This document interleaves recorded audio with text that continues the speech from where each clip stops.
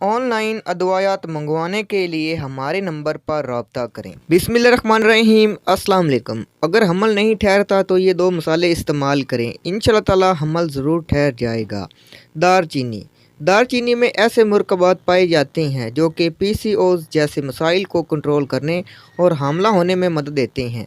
ये ख़वातीन के हार्मोनल मसाइल को कंट्रोल करते हैं और इनके तौलीदी निज़ाम को मजबूत बनाते हैं।